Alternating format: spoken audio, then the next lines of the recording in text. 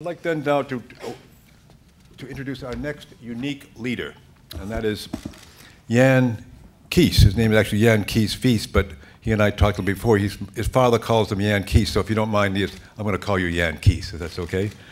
He came across the Atlantic, and he works with one of the largest food companies in the world, with global reach, and that's Unilever. And I think what Jan has done, which is quite remarkable, ladies and gentlemen, is within this huge company with thousands and thousands of employees worldwide, with just, what, 4 or 5 people, he's looked at, historically, many companies determined by profitability. And what Jan has said, success is also achieved by sustainability. And that, in a huge company, it's not just turning the Titanic around, it's keeping the company afloat for the long term. It's looking at its safety measures. It's looking at social responsibility. For that, we must thank our next honoree, Jan Kees. Jan told me the company now is grossing about 45 billion euros, about $60 billion, if the exchange rate is right. He's the driving force in Unilever's sustainable living plan. How many companies in the food have a sustainable living plan? This plan reduces waste, water use, and greenhouse gases by 50%. He's changing traditional business models in the corporate world food system. And working within Unilever, he's going to hope to achieve 100% sustainable sourcing, 100% sustainable sourcing of its raw materials by the year 2020.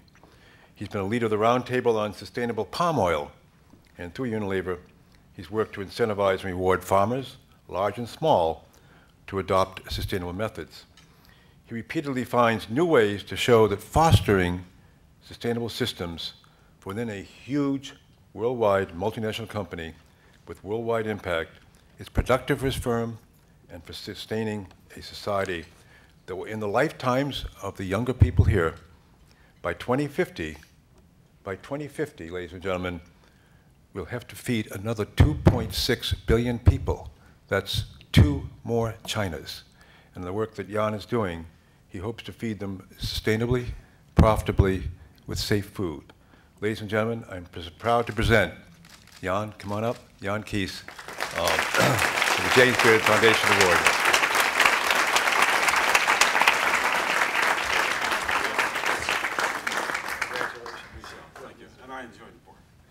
Thank you. It wasn't beef, but it was pork. It was good. Do you want to make a few comments here? Go ahead. Love it, please.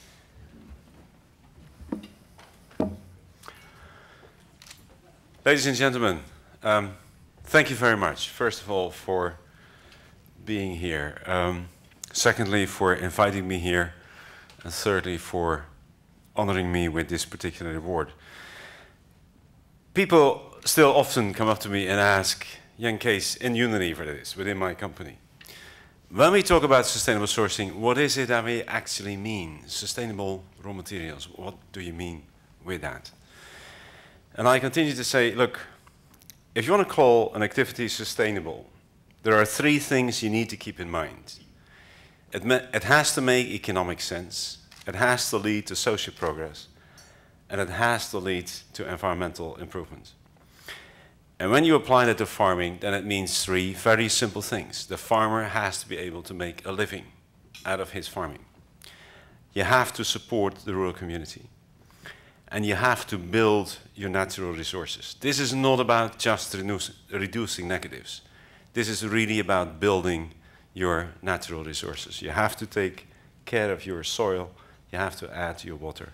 You have to add your clean air. We have to make improvements. We have to restore. We really do. And I think that we can. And I'm very proud that my company has embraced this vision and will take it forward, I hope. We certainly do not have all the answers. One of the things that I like about the way that the company dealt with this challenge, when the company said, okay, Unilever Sustainable Living Plan, we're going to look at nutrition, we're going to look at hygiene, we're going to look at carbon, we're going to look at water, we're going to look at waste, we're going to look at sustainable sourcing, we're going to look at livelihoods. We're going to do all that, But do we know how to do it? Do we know all the answers to all the questions? And the answer is no, we don't. As some of the board members said, and that's good, if we did, it wouldn't have been challenging enough. It wouldn't have been ambitious enough. I hope we're going to make this work. I'm very grateful to the James Beard Foundation for creating this leadership award, because I think that it is timely to pay tribute and to spend some time looking at the people who have worked in this area for a long time. I happened to have been one of them. One of the reasons that I could do that is because of my wife, Ellen, who's here with me today. We have 3 sons together, great kids, and when I'm away traveling, which I do quite a lot, she, of course, is in charge. And I have to thank Unity for my company, who allows me to do what I like doing best, which is having dinner with friends. Thank you very much.